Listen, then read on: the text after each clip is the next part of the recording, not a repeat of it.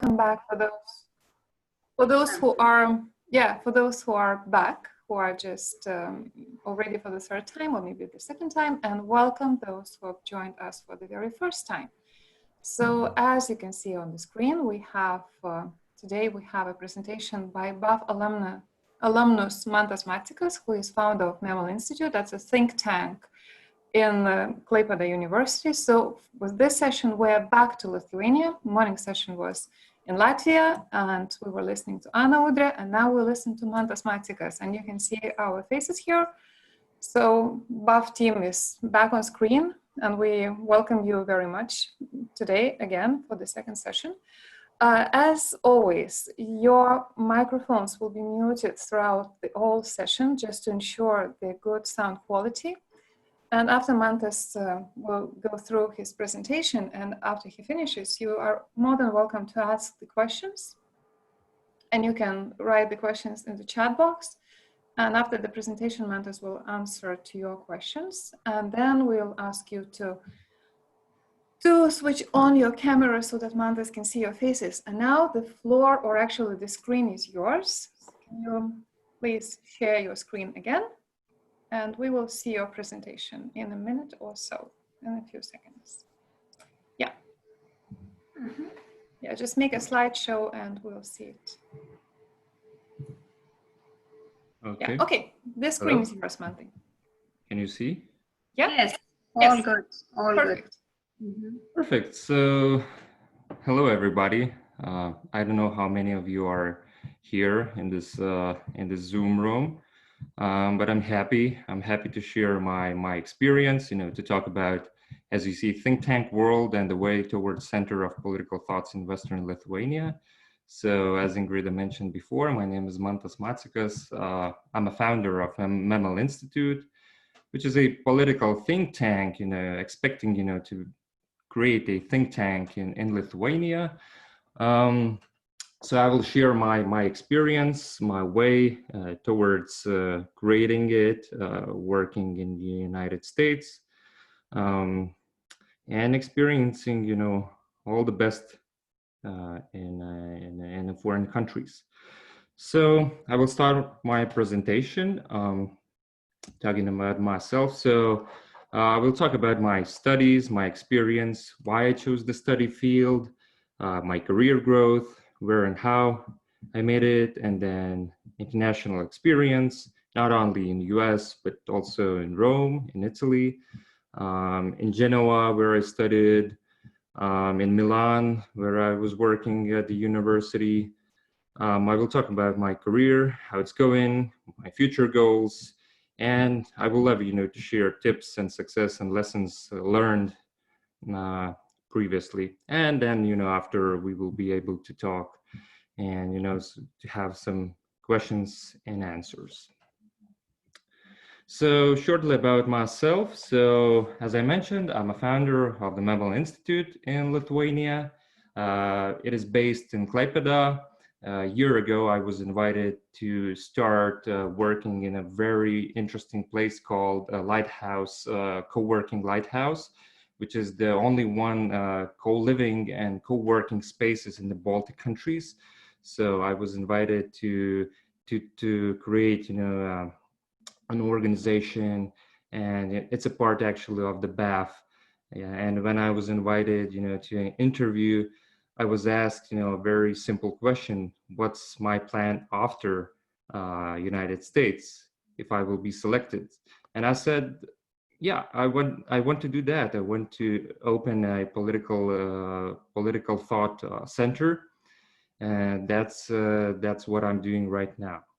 And in 2018, I was selected to become a professional internship program, to be a professional intern, and I started my US experience at Hudson Institute in Washington, D.C., where I wrote on Baltic American relations and China foreign policy towards Europe.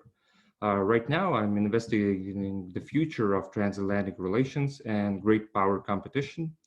I comment on international affairs in Lithuanian media And prior to Hudson, I worked at University of Milan and Embassy of Lithuania in Rome. So my educational experience, I started my bachelor's degree in 2012. I started political science program and I graduated in 2016. So it was 4 years ago.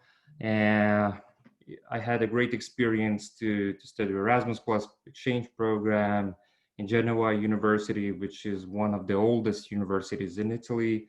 I know that 3 popes actually graduated. So it has a big roots, amazing experience, and then followed after I got my master's degree at Klaipėda University in European Studies. And after the studies, I thought, well, it would be great, to continue my experience somewhere in Europe, maybe. And then I met Ingrida I think 2 or 3 days before the deadline, and she said, "Well, you're fit. You're fit, in this program. You can try." And it was actually a night work. I started doing all my recommendations. I started calling my professors, to do in a very, very fast way. And it was a very unexpected, but I'm so happy. It was my best, probably my best decision ever, not to start my career in Europe, somewhere in Brussels, but to try Washington, D.C. And as I mentioned, the best experience ever. So keep trying. Never keep losing your mind. If you want to do that, just do it. So as I mentioned, I worked in Italy. I worked at the Embassy of Lithuania in Rome, and it was probably first and very interesting experience somewhere outside of Lithuania. And I love Italy. I love the culture.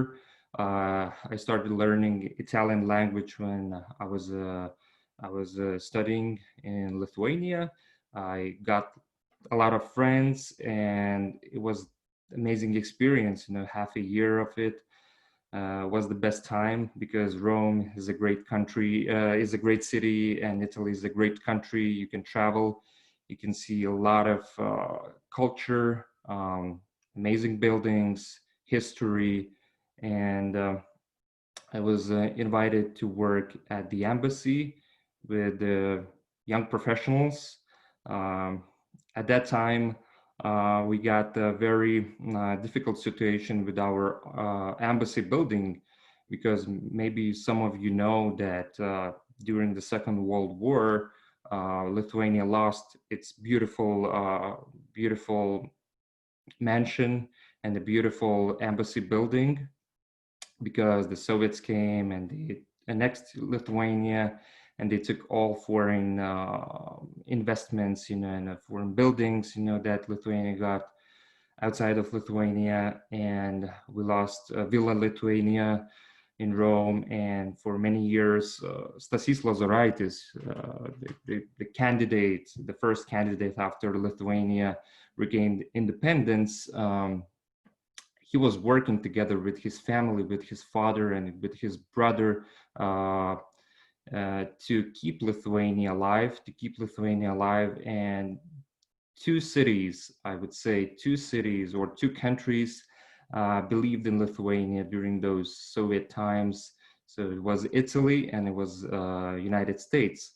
I would maybe say that Vatican City was, the country of hope that helped Lithuanians, and they helped diaspora Lithuanians to fight for Lithuania. So Stasys Lozoraitis and his story influenced me a lot. So that's why I decided to go to Rome and to experience diplomatic work, to get diplomatic experience.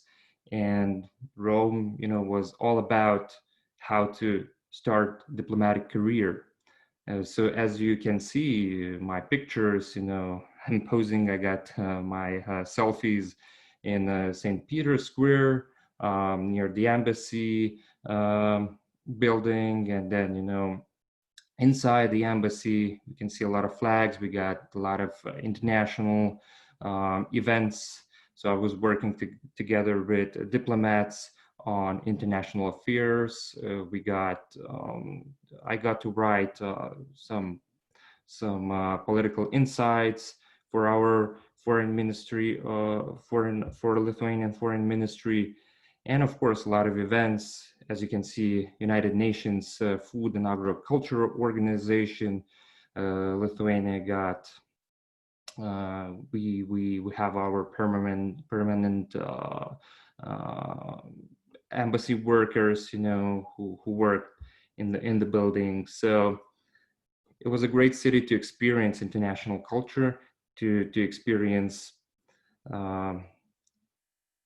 international affairs. So after Rome, I worked at the University of Milan, but it was more as a research job, nothing to show, something exotic, something beautiful.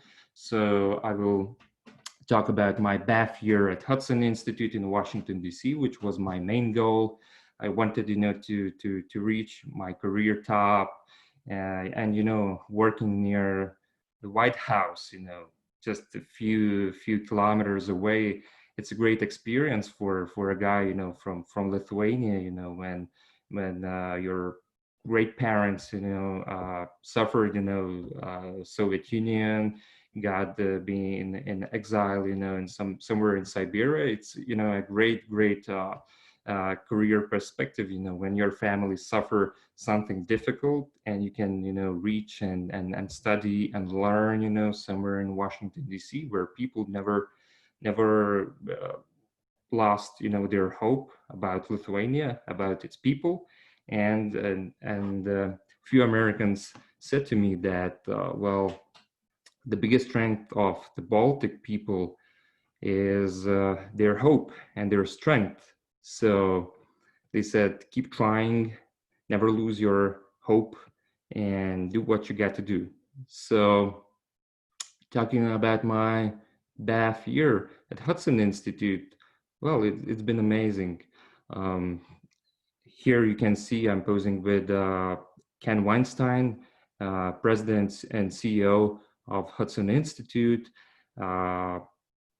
Talking about Ken, he was a great supporter and just a great person, helping me, helping, people from Central or Eastern Europe, interns, to get experience, and they got me in a very massive and grand project when I just arrived, because I got expectations that for half a year, I'm just going to print, some papers, help other researchers to work. And it was completely different. I got a task to write a briefing paper for congressional staffers. And it was a part of BAFF project. Hudson Institute got relations with BAFF, and thank you, BAFF. Thank you all the programs that help Americans to see Lithuania in the very bright colors. So I worked on briefing paper.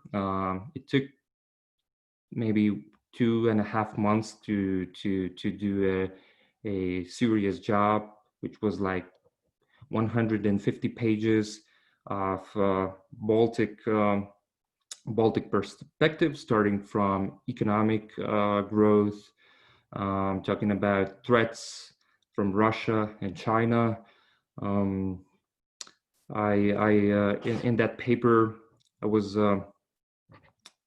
writing about our success stories, about our energy independence, about our LNG terminal, about our success to NATO and European Union, so that congressional staffers could see Baltic states as a prosperous countries and working towards, technological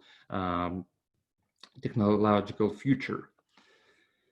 So also at Hudson Institute for 1 year, we got a lot of briefings, a lot of sessions, and as you can see in the picture, where a lot of people are talking around in a round table. We got a task. So before these kind of meetings, I got to form tasks for our senior fellows, um, to prepare papers, what about we are going to talk, to make slides, to make presentations. And we got people from all around the world, starting from South Korea, talking about how South Korea and Baltic countries and United States could work together on energy projects, for example. We got delegations from European Union, from major European political parties. We got a lot of people from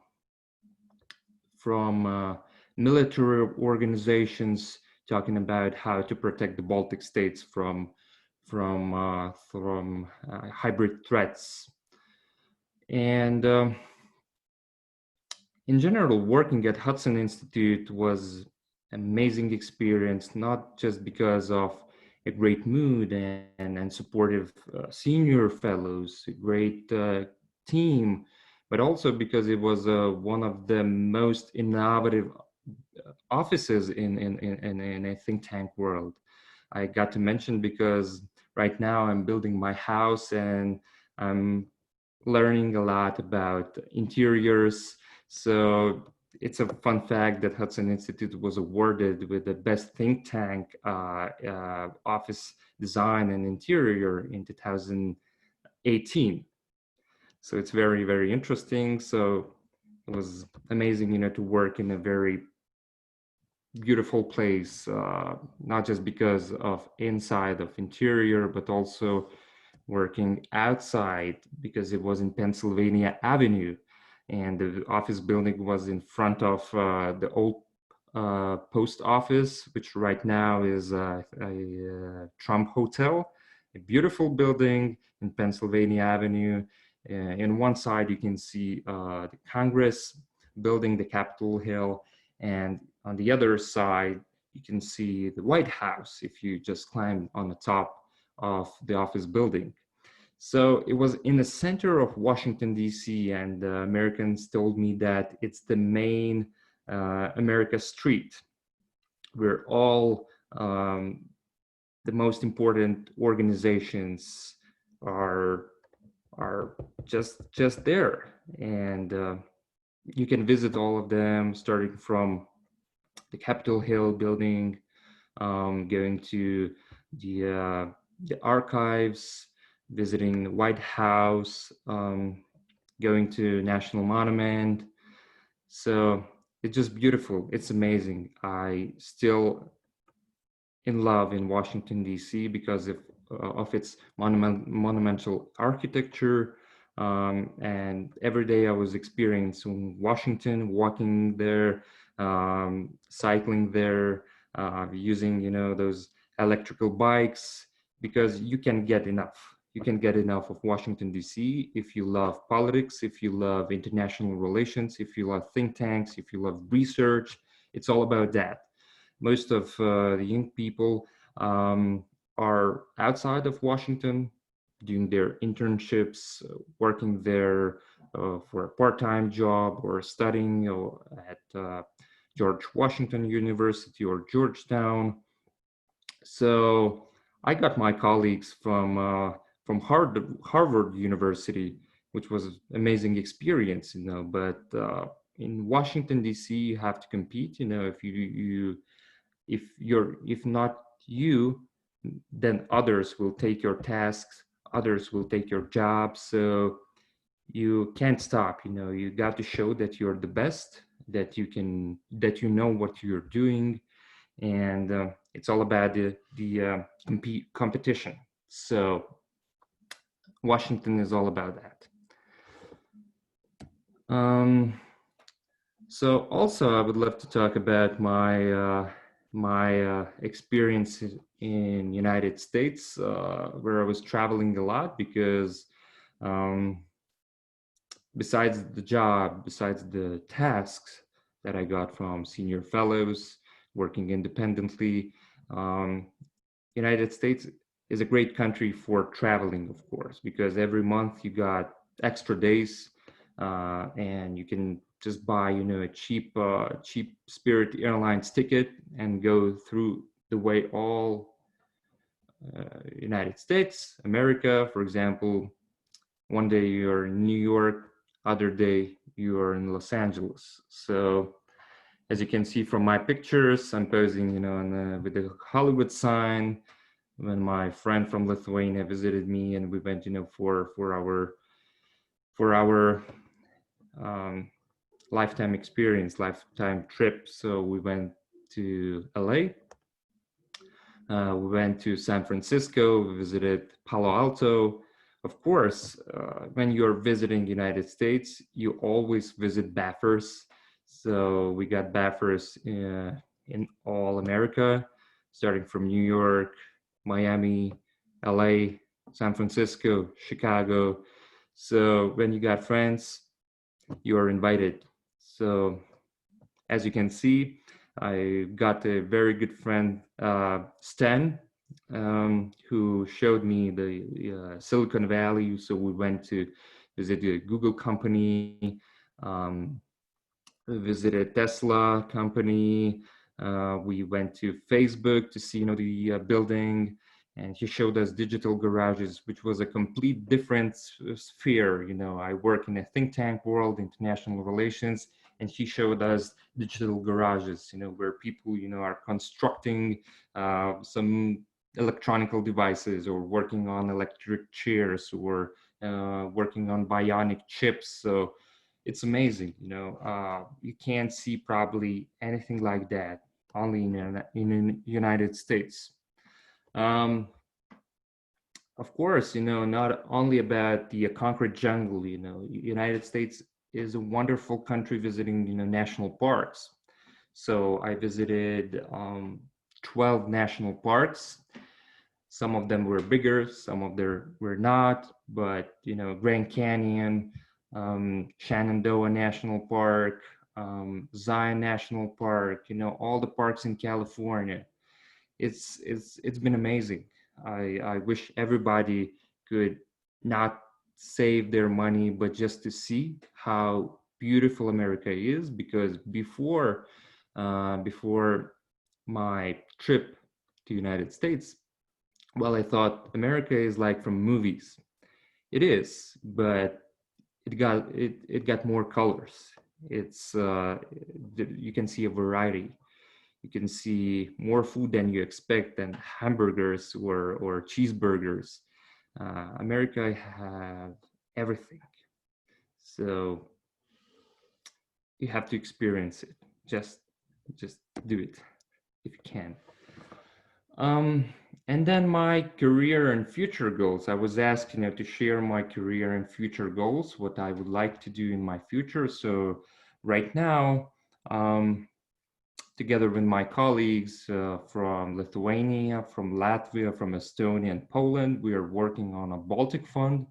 So we established, as you can see in a picture below, you can see the signing of the Baltic Fund Declaration.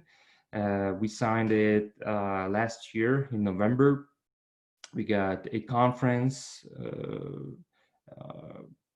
and we were invited by Warsaw Institute and its president that I met in Washington, D.C., my good friend, Chris. So he's a director of the Warsaw Institute, and Warsaw Institute is a young team as well. And most of them, two establishers, two founders of the Warsaw Institute 5 years ago, were in Washington, D.C. They were studying there. They were working in think tanks at Heritage Foundation, and the other was working at SIPA as a part-time analyst. So they got their experience from Washington, and they came back to Europe, and they established it. So my goal was to do the same, to start, creating a think tank world. It's not easy. We all know that it's a very hard job when you don't have, the governmental support, but you keep trying, because when you're doing that with a goodwill, then civil society wins. The most important thing is to create, civil resilience and civil society organizations, and then, to create the common specter of people who understand threats, who understand what the country can do. So together with my colleagues, we are working on the Baltic Fund, and the Baltic Fund future, and then the future goal is to create a joint organization and to expand to Visegrad countries and the Nordic countries, and to create some kind of buffer, the buffer from the negative influence from the East countries like Russia or China, from their let's say negative impacts, economic impacts, and economic influence in our countries. So we are working on writing texts, and right now we're working on the journals. So I'm a regular commenter, and I'm writing articles how we could protect our Baltic countries from Chinese interests and Chinese threats. So I guess we should talk about tips and successes for the young generations and lessons that I learned. As I mentioned, the most interesting and the most exciting moments are unexpected. So when I met Ingrida in Klaipėda 2 days before the deadline, I didn't know what to expect. Actually, I was thinking that, well, maybe I would like, to continue my career somewhere in Lithuania, maybe in Brussels or other European country, but I never thought about United States. And I remember my mom said, well, Mantas, buy a new luggage, big one. I hope you're going to travel, and you're going to have an international or transcontinental flight somewhere. And I said, well, Mom, stop talking about nonsense. Maybe I'm going to work somewhere here. And she was right. Maybe when you have in your family people who support you, they think about the best for their child, maybe something can happen. But of course you have to do something on your own. So my tip for the young generation is never stop dreaming. Never stop dreaming about your future, about your career, and surround yourself by well-motivated people. People that could motivate you to go forward, not to stop, and don't lose your expectations. Last year, for example, when I landed in Lithuania, I got my loss. My grandmother passed away, and it was a very big loss, for me, for myself. I was thinking what to do next, because you can start your career again or continue your career doing what you like, but when you come back, not always your working experience or your life can be easy. So never stop dreaming, keep what you're doing, and have a goal. That's the most important part. And I was thinking, what to do, or to continue my career somewhere in Lithuania, to work, in an office building, or to do something on my own. And I knew that it's going to be a very hard work, the hardest way. But I was just dreaming, I wanted to do something on my own, and then, to share my practices, and to have, those losses, those pluses and minuses, and to have experience, because now it's the time, you know, when we are in our mid-20s or mid-30s, it's the best time and it's the best experience that we can learn. After that, we will be able, you know, to look backwards and to say, well, it was amazing time.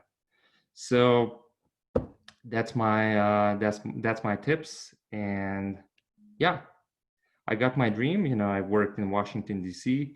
Near, you know, the monumental buildings, and that's all for now. And we can go to probably Q&A session. Yeah, thank you, Mante. It was really very interesting and inspiring story that you've told us. And I would like to urge all our participants to put their questions into the chat box. Hopefully there will be some. Hope it works. And before we have the Baltic students formulate their own questions, I'm really wondering, what are the projects, now ongoing projects of the Memel Institute at the moment? What are you working on now? So, as I mentioned, right now we are working together with Warsaw Institute and the Baltic Foundation and ICDS, which is the main think tank, the major think tank in Estonia, and together with Eastern Europe Study Centers, who we made a consortium, we signed a declaration, and we are working together on sharing, you know, the best experience, the best practices on international affairs, on security studies. So probably this year, this fall, we are going to have a conference in Klaipėda on international relations, and people from the think tanks I mentioned before, our colleagues, are going to share political thoughts and insights on China, pluses and minuses of the investments, what policy we should move forward, should we build our inland port or not, should be open for foreign investments. So it's going to be all about our security situation in the Baltics. And of course, we are working on the think tank review. We are writing the comments on political insights. So we are sharing it with our main partners in Europe. And as a young think tankers or young political scientists, we are trying to create, you know, a new way and a new form of think tanks, which could be innovative and not so much related with governmental institutions. We're trying to be as much independent, as much nonpartisan, as much free from, you know, foreign or outside influence. So that's what we are working right now on. Okay, yeah. Yeah. And now we already have questions from our participants. And one question is actually a little bit different from what you were talking about, or actually not different from what you were talking about, but different from the main topic about think tanks. Yes. The question is, sometimes people do not dream anymore, or they do not have motivation. Do you have a tip on how to restore motivation or start dreaming again? Well, yeah, my personal experience, as I mentioned, it wasn't that easy, you know, when I came back to Lithuania from the United States, because you have a lot of hype. You have a lot of hype, you know, you think that everybody will want you in Lithuania, you know, everybody will want you to work, you know, in their companies. And sometimes it's not, you know, because maybe it's just because, you know, we are living in a post-Soviet countries where sometimes, you know, people think or they're jealous on your experience, because a lot of people, you know, they want to travel, they want, you know, to experience. But the problem is that sometimes we are very dependent on other people, or we are dependent on people that do not wish you the best. I'm talking about, that most of my friends, and I remember from study times that not all people wanted to study their things that they were studying. I'm talking about the mother or father influence, and they say, well, you are going to study in Riga Graduate School or ISM University. But some people say, Mom, I don't want to do that. I want, to be an artist, or I want to, do something that I like. So my biggest advice would be that you have to follow your dreams, you have to follow your dreams and do what you want to do. Because otherwise you can't complain somebody for your, failures. And I know a lot of people that change, their career paths, and now they're happy. And before, they were working in New York, they were working in Brisbane, Australia, and they said, well, it's not my way. I want to do what I want. So this is my tip.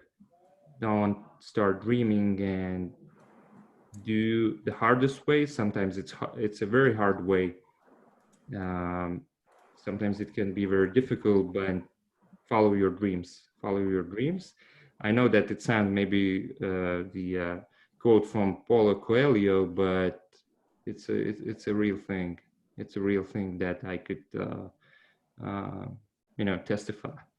Mm-hmm. Yeah. Another question: is BAFF alumni network helpful to you in your professional work now when back in the Baltics? Oh yes, it's very helpful in two ways. When I came back, I met a lot of people who worked in the think tank world in Washington, D.C. It was very interesting to meet them, to discuss about the future, about how they see, the Baltic states, what they think about the United States and their previous experience. We met in international relations conferences. And on the other way, I got my friends, I got BAFFers from that year. My friends, they were visiting me. I was visiting them. We met great Estonians in Tallinn when we got BAFF annual dinner. It was on Thanksgiving, right? So it's great. We stay in their houses, they stay in our houses, and it's amazing experience. The best friends I met are BAFFers. That's very nice to hear. Now, another question. If you hadn't started your career in America, but for example, in Europe, Brussels, would you have the same career opportunities and experience when coming back to Lithuania? Probably not, because as I mentioned, when first time I went to Rome, I started learning about Lithuania outside of Lithuania. I wanted, to see how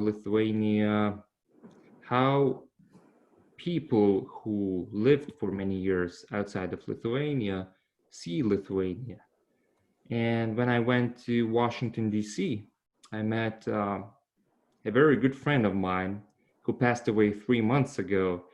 His name was Algimantas Guriatskas, who was a DP displaced person in 1948. He was a very old person. He was 93 when he passed away. But I say that he was my friend. We only just met twice. We met twice, but I remember him as my friend. And we laughed a few times that he born in 1923 when Lithuania was independent, and I born in 1993 when Lithuania regained independence. So we both were people of free Lithuania. So it was very interesting, to talk with a person who remembered Lithuania when it was a free country and prosperous country, the developing country, um, but very, very prosperous. So we talked for probably 9 or 8 hours. It was so interesting, to hear. And I made the interview with him. So I love I was, loving, to see people, to see old people instead of going, somewhere to bar, to have, drinks. I wanted, that year in the United States could be as much um, rich in a way of experiencing, in a way of talking, having a very deep conversations, and I got them. I met, as much historic people as Viktoras Nakas, who worked in Washington, D.C. for many years and worked with Stasys Lozoraitis on political campaign. So there are a lot of Macikans in Washington, D.C. and all around the United States that you just, if you're not in the United States, you read about them. There are books about them, stories about them. They're something they left, for Lithuania or Baltic countries. So I wanted, to see them. I wanted to meet them. I wanted to talk with them. So it was the best experience. Okay. So, and what are the biggest challenges while developing the Mammal Institute, and how do you overcome them? By the way, thank you for the inspiring story. That's the reaction of our participants. Well, thank you. I think that we have to talk about, the real things, not only about the success stories, because we all face failures. And I love to go to the fail nights. For example, in Vilnius, I were in few times I were, in conversation with some business people who failed, few times. They lost their money, they got a bankrupt, but they are keep going, and they're doing those great meetings and those great sessions and sharing their stories.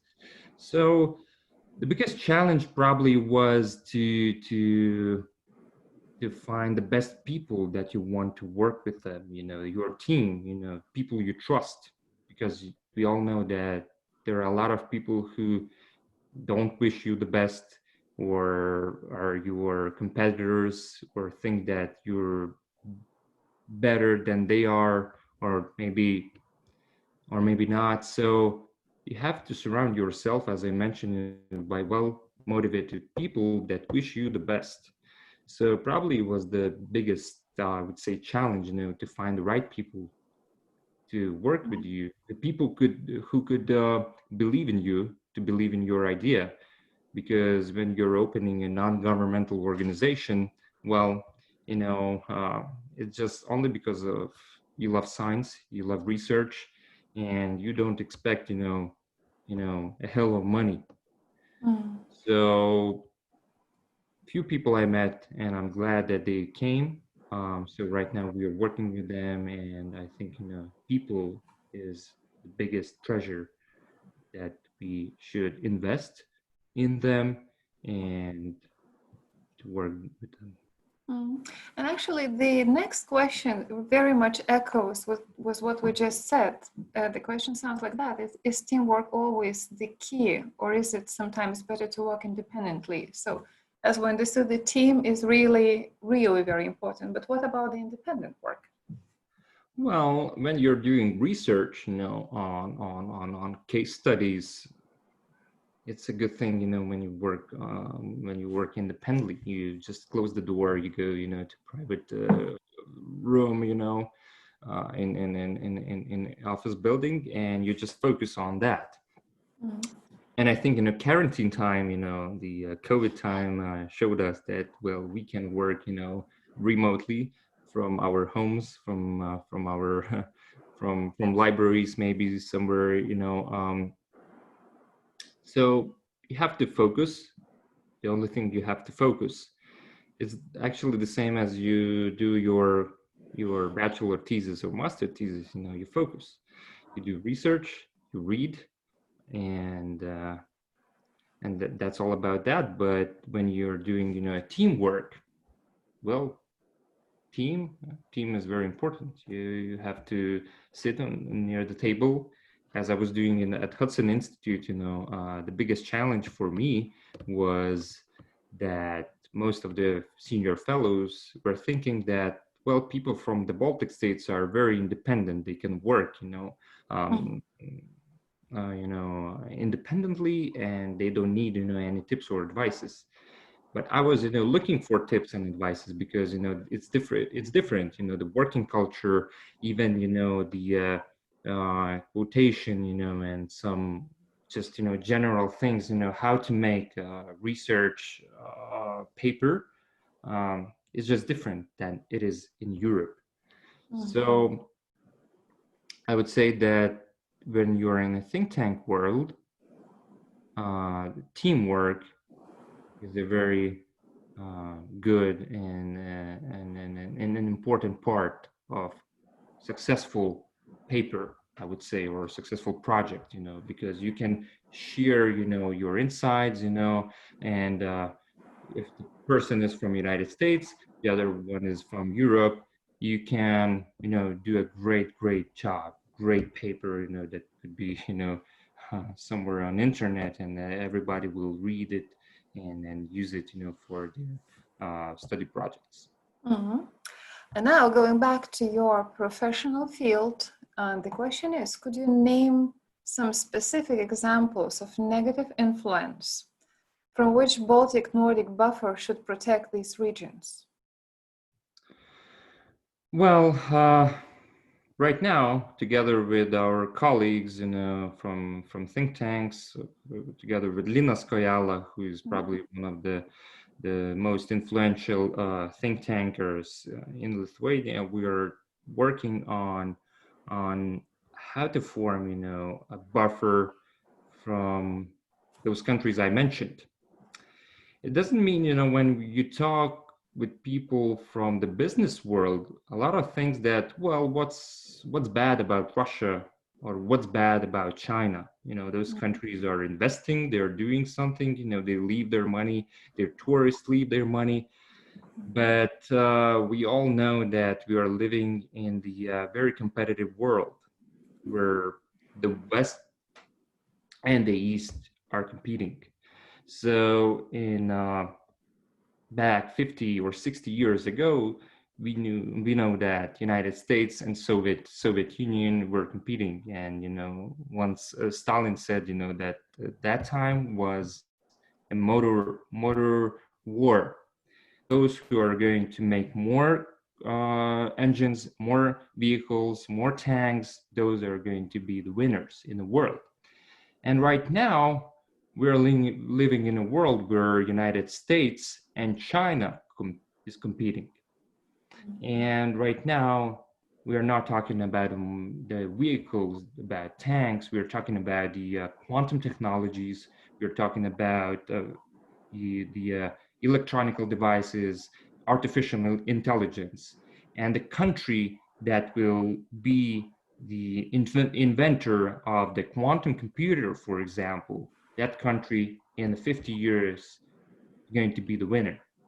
So it's all about, technologies and, the heart and mind work. I'm talking about the hybrid threats and informational warfare.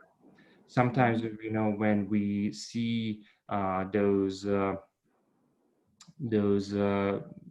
acts or violence in the United States, I'm talking about the Black Lives Matter.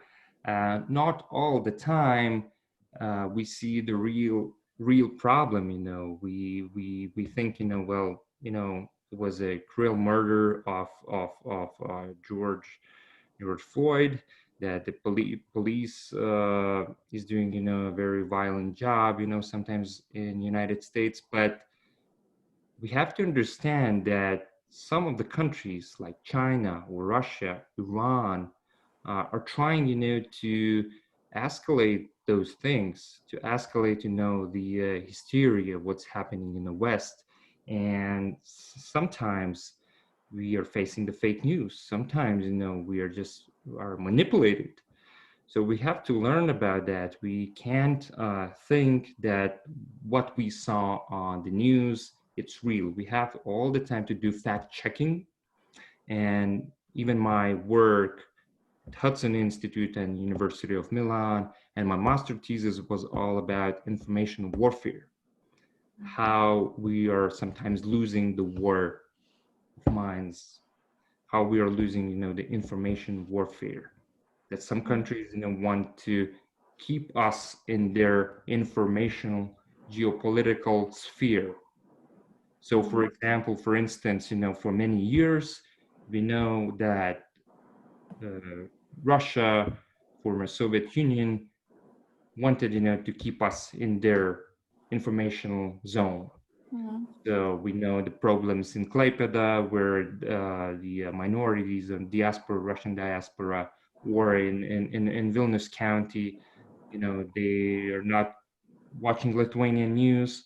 So they, instead of that, they're, streaming Russian media, Russian news, and Russia is trying, to manipulate them. And when we see, some kind of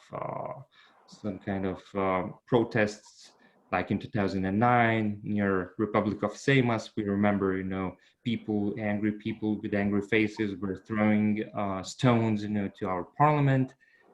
It was manipulation, and it was a part of the hybrid warfare. When foreign countries are trying to do influence in the other country. We have a lot of examples. In Great Britain, we remember the Skripal case, remember the Novichok things, and a lot of things.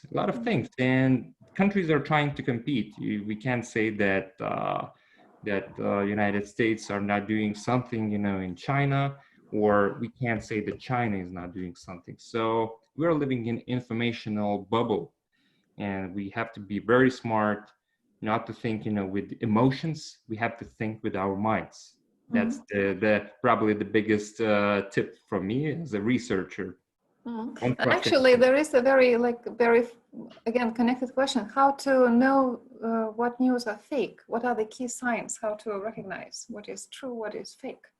Okay, it's a very good question, and I feel that we could do another another presentation about information warfare and propaganda. So there are some basic rules, how we could understand which story is fake and which not. So first of all, all the time we have to check the source, where the information came from. So we all know that safe websites are Fox News, CNN, BBC News. We all know that. We know in Lithuania, Delphi or LRT, LT, or Delphi in Latvia or in Estonia, some major. We all know that. So we know that those are safe sources. But when we see, a website, with some kind of numbers, or some people, your friends on Facebook are sending, unsecure, unknown links that you don't know, that you never heard, and you open it and you start, reading it. It can be fake news. It can be. So you have to check, the sources, and you have to check, the facts. We have Google. We all can, check information. For example, yesterday, it's a fun story, but my father called me and asked me, "Do you know that Chuck Norris passed away?" And I said, "Well, where do you heard that?" He said, "Well, on Facebook." And I said, "Did you check the information? Did you check on Fact Checker? Because there is a website, Fact Checker. And did you check Wikipedia? Did you check the news?" And he said, "Not. I didn't." So it's kind of, fake news. It's a fake news that Chuck Norris passed away from coronavirus. But it's not. You can check, the links on or videos on YouTube. that Chuck Norris is alive. He's happy. He's living, you know, somewhere in his mansion, somewhere in the United States. So you see, Yeah, but what is sometimes real, what can is you not. find, yeah, but can you find like half fake news on these reliable agencies like Delphi, or it's ever happening like with the safe sources, or can those fake news sneak into the safe sources? Of course. So we have experienced that a few years ago. Um, so we have the major news service BNS, Baltic News Service.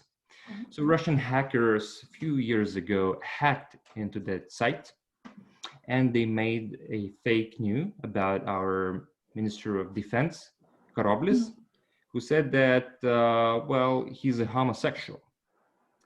And that story was cited by Delphi, by Alerty, and the other major news sites. And it was a fake news. And, you know, when they started checking, you know, our IT security specialists started, you know, reading the codes where the news came from. It was a Russian hackers attack, spreading the fake news. Or we remember that a few years ago there was a story about a Russian girl in Germany that was raped by Muslims in Germany. Or we have a story about about American soldiers in Lithuania who, again, the story was about that American soldiers raped or maybe killed Lithuanian girl in Lithuania, somewhere near Kaunas. But it was not, you know, when our police department started, you know, investigating it, well, it wasn't a real story. Or in Ukraine, another example, in during the Ukraine crisis, when there was a war in Crimea and in Donbass, in eastern Ukraine, there was a lot of fake news. Probably Ukraine is the best example and the best country, and maybe Ukrainians could tell more about fake news in their country. But there was a story about the small kid, about Russian boy in Ukraine, that Ukrainian soldiers hanged him in the city square, in the main city square.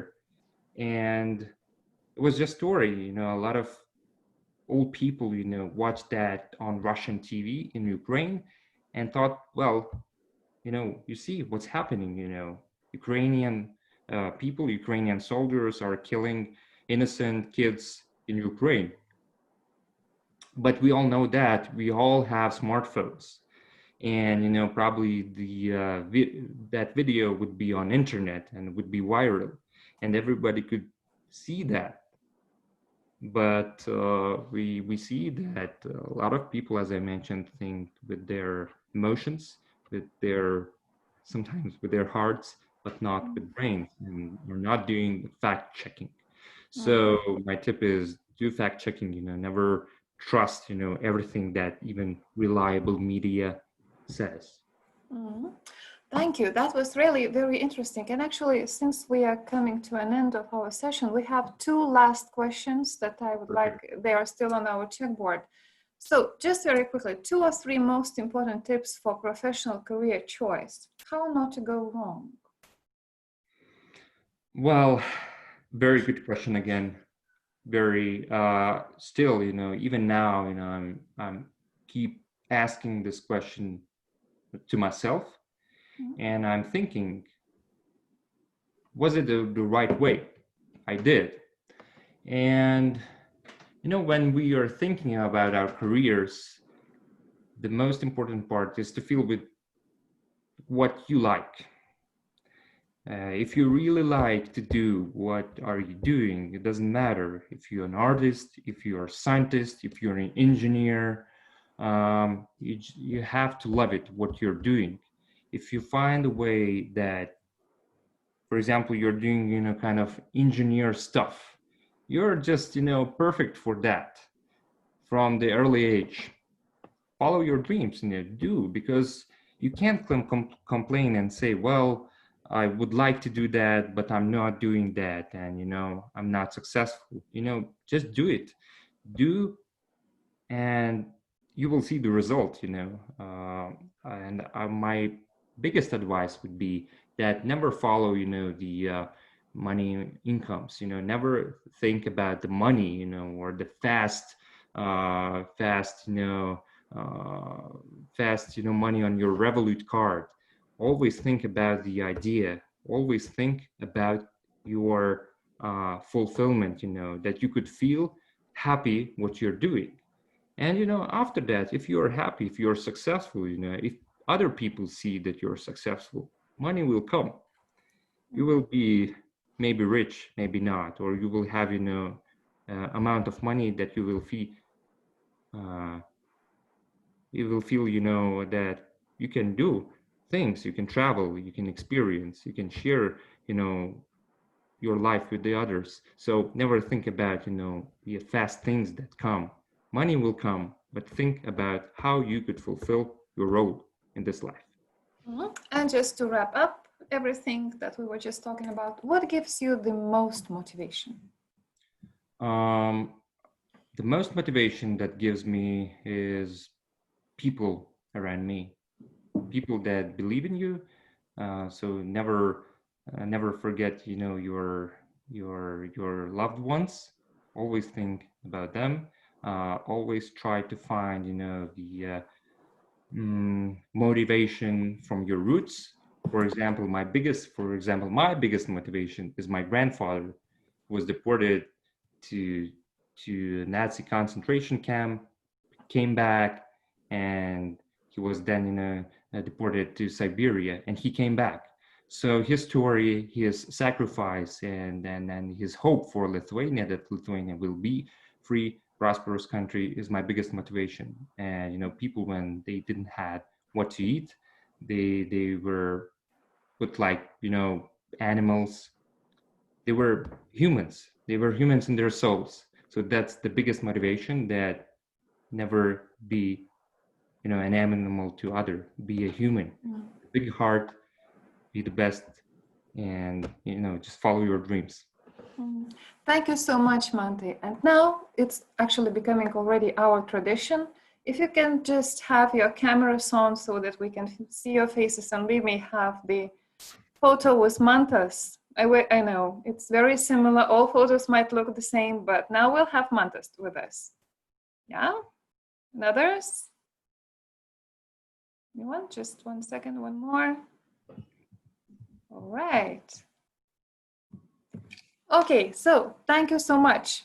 It was really very interesting, and I hope that it was interesting for our participants as well. So we are wrapping up this session, and we'll resume tomorrow morning at 11 o'clock, and then we will be talking about engineering, and we'll go to Estonia, and that will be our BAFF alum, Martin Poder, and he will be talking about very specific field, engineering. And for those who are interested in that, you are more than welcome to join, come back and stay with us for the whole series. So thank you very much again, Mantas. It was really inspiring, and we will see you tomorrow. Bye-bye. Bye. Good luck, everybody. Bye.